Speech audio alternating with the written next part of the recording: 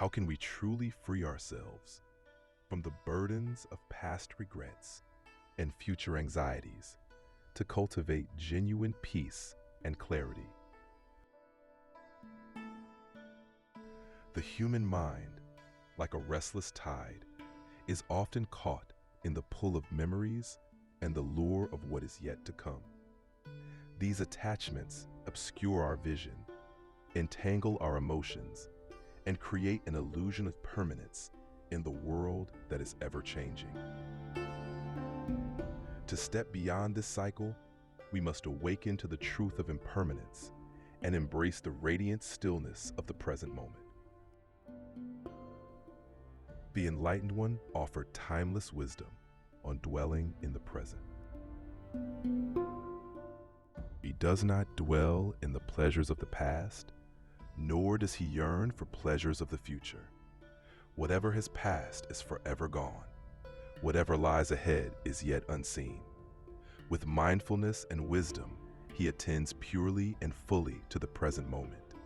He remains unshaken by the stirrings of defilement and unaffected by their departure. Thus, the wise one cultivates insight. This profound teaching highlights a universal truth. The past is a dream already faded, and the future is but a mist not yet formed. To grasp onto either is to grasp at illusions, mistaking fleeting moments for eternal realities. Clinging to past joys or sorrows binds us to a reality that no longer exists, while anxieties about the future rob us of the richness of now.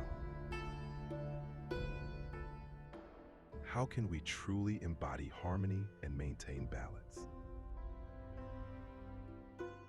The heart of the answer lies in mindfulness, a compassionate awareness of the present, observing thoughts, emotions, and sensations without entanglement or judgment. Through mindfulness, we become clear-seeing observers of our experiences, fully alive to the subtle beauty unfolding in each present moment. Mindfulness does not exclude prudent preparation for the future. Rather, it involves calmly and consciously planning with clear awareness.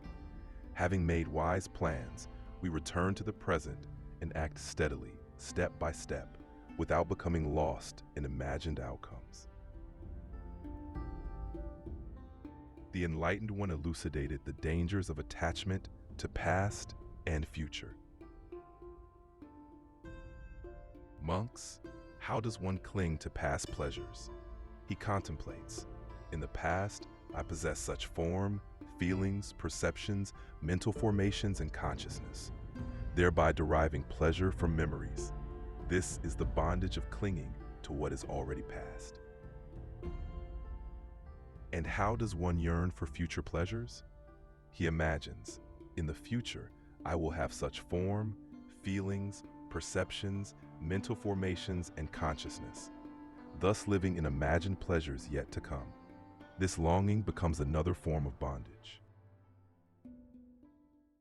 By contrast, one dwelling in serene solitude refrains from such attachments. He neither reminisces, I once had such form, feelings, perceptions, mental formations, and consciousness, nor fantasizes I will someday possess these again. The illusion of the self and impermanence. We suffer because we mistake impermanent experiences as part of a fixed self.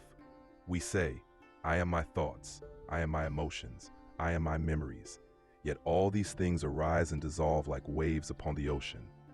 Form, feelings, perceptions, mental formations, and consciousness, these are not the self but transient manifestations, appearing and vanishing according to conditions. The wise one sees this truth and remains unshaken. The Enlightened One's teaching on impermanence offers liberation. This insight is not an abstract philosophy, but a direct experience. When we cease to cling, we cease to suffer. The self dissolves into openness, like a river returning to the sea. Bondage of clinging and longing. To reminisce on past pleasures, saying, once I had such joys, such feelings, such experiences, is to shackle oneself to a fading shadow. To anticipate future pleasures, thinking someday I will have such happiness again, is to be ensnared by illusion. Clinging is suffering. Freedom is in release. By contrast, the one who dwells in serene solitude remains free. He neither reminisces, I once had such form, feelings, perceptions, mental formations, and consciousness, nor fantasizes, I will someday possess these again. This solitude is not loneliness. It is an inner sanctuary, an oasis of profound tranquility, unshaken by the tides of time. Mindfulness is the key to liberation. Mindfulness is the art of being fully present, neither resisting nor grasping at experience. To be mindful is to be a silent witness, watching thoughts, emotions, and sensations rise and fall without identification. Mindfulness does not mean forsaking the future, but walking toward it with clarity, untangled by illusions. Thus, we practice, observing thoughts without being ensnared by them, planning wisely without dwelling anxiously in the unknown, acknowledging the past as a lesson, not as a prison. This practice cultivates luminous clarity, a mind unclouded by regret or fear, a heart open to the gentle unfolding of each moment.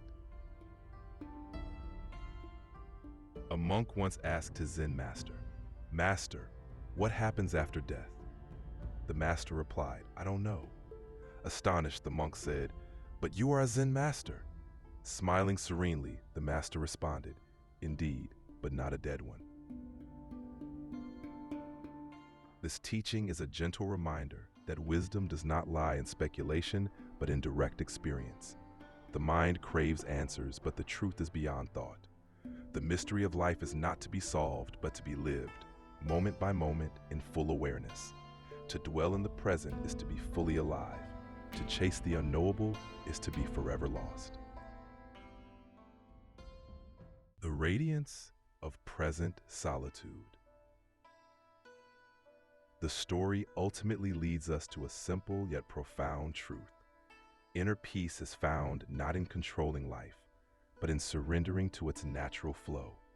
When we stop resisting the tides of time, we float effortlessly in the ocean of now. To walk this noble path, let the past dissolve with gratitude. Let the future unfold in its own rhythm. Remain mindful, compassionate, and clear in this moment. Thus we awaken to the timeless presence of now, where true peace resides. This reflection gently invites further exploration. The original story may illuminate even deeper layers of wisdom. Should you feel called to delve further into its teachings, a link awaits below in the description. Your insights and evolving understanding are warmly welcomed in the comment section.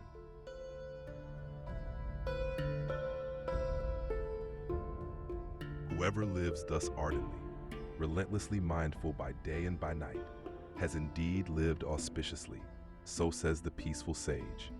This truly is the path of those who dwell in the radiant solitude of the present.